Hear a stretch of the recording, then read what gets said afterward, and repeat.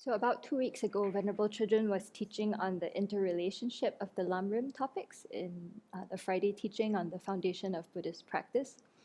And she talked in that teaching about how we can meditate on the hindrances that prevent us from realizing a particular Lamrim topic, right? To actually think about those causes or afflictions that come up, and to visualize light purifying us of those hindrances during our meditation when we visualize the light coming from the Buddha flowing into our body and we do the mantra, to actively think about that, removing those hindrances to realizing that topic.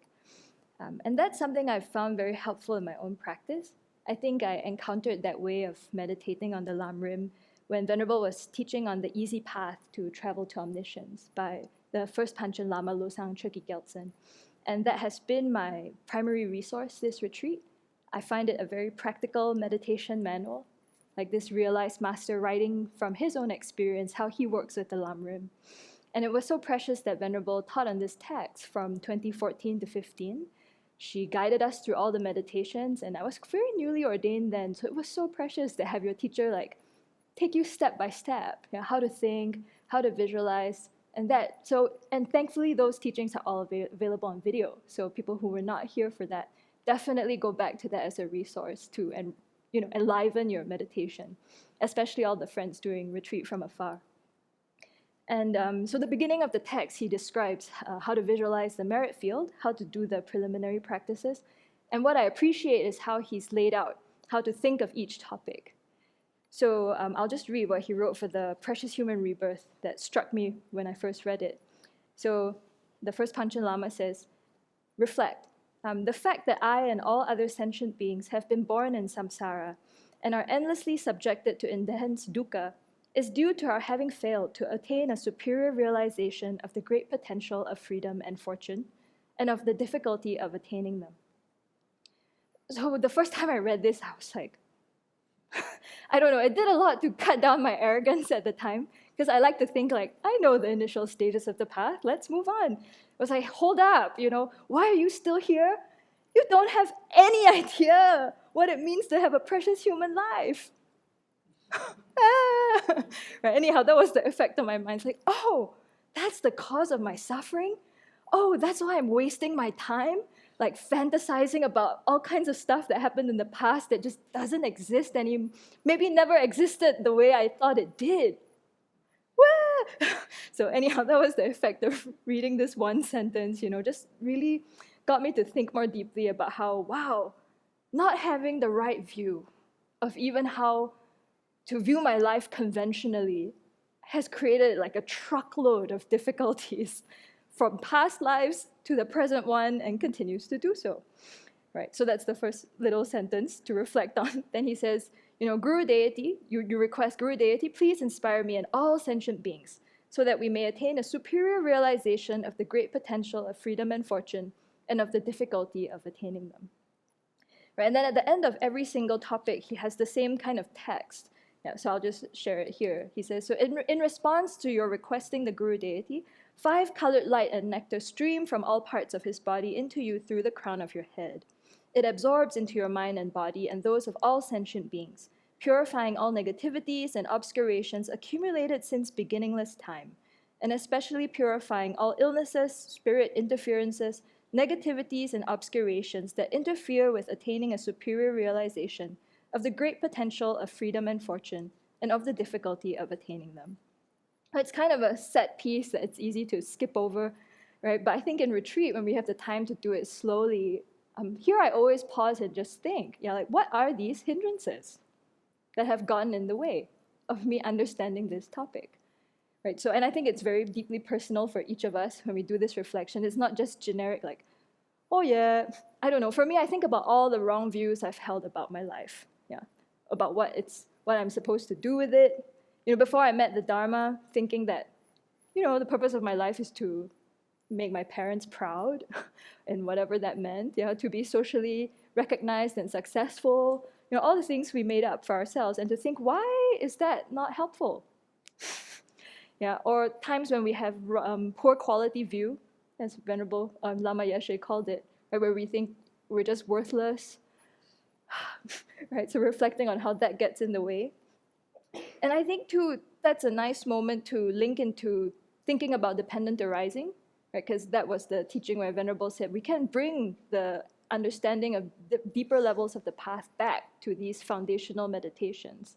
So just to reflect, what are the causes of realizing that you have a precious human rebirth? What are the causes of a precious human rebirth? So just thinking about causal dependence, right? And of course, as we reflect on each point of the precious human rebirth, that's the dependence on parts. Right? How do you know you have one? Well, all these conditions have to come together. And then to think about it being dependent on conceived and merely labeled by the mind.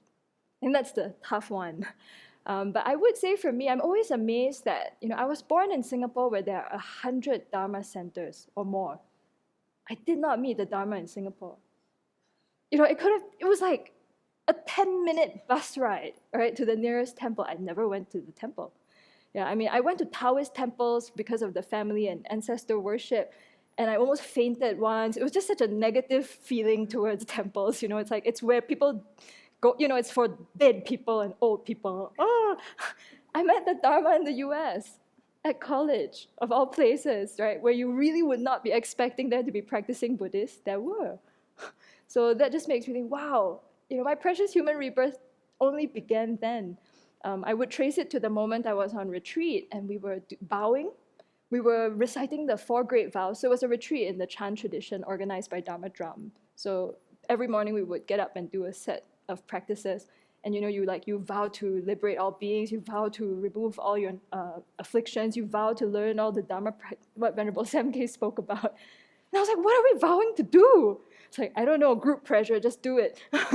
But it felt really meaningful, and it was the first time I started to think about what my life was really about. It's like, you resolve to help other beings. Really? So, a little chink started to crack open. Yeah, so I'm sure all of you too can identify those moments where your life started to take on a very different meaning and purpose. It was not just about you and your friends and let's stay away from the creepy people and get on with my life, as Venerable mentioned, behaving not very differently from an animal. So, that's a nice place to pause and we can reflect on all that. Sometimes I try and plug the topics into the syllogism, right? Like if blank is a dependent arising, it is necessarily empty. That's how I try and work with some of these topics. Like, okay, this precious human rebirth didn't fall from the sky, right? So it didn't get set up from its own side. What are the causes for it? How do I create the causes for the next one? And to, keep having them like that. And so the meditation of each section ends with, your body becomes translucent, the nature of light. All your good qualities, lifespan, merit, and so forth expand and increase. Think in particular that a superior realization of the great potential of freedom and fortune and of the difficulty of attaining them has arisen in your mind stream and in the mind streams of others. So this also becomes a nice, imagination exercise.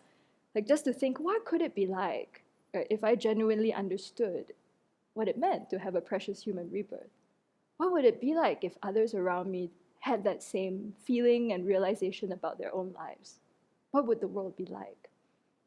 And at least it's helped me figure out what it is not, because I know the first year I was working very hard and I must gain a realization of the precious human rebirth, having that kind of mind. I just became very anxious, like, oh my God, I'm wasting my time. That is not how it feels to have a realization of the preciousness of your life. So at least I know that.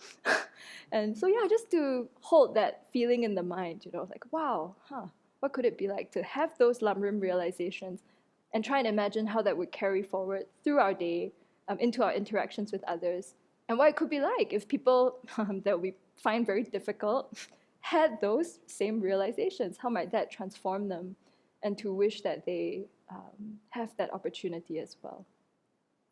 So those are some thoughts on the Lamrim for this retreat.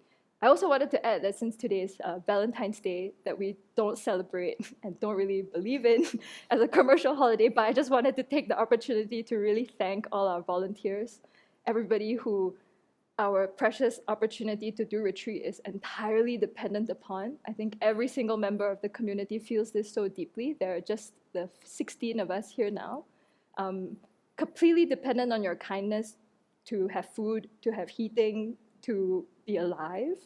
So thank you, all of you who support us in so many ways, whether it's through driving through the snow to bring food, to donating to the Abbey, to maintaining our websites, to sending us prayers so that we stay connected with you, to tuning into these little talks. You know, sometimes I wonder, like, who tunes in their busy day to listen to a bunch of nuns? Well, you do. So thank you.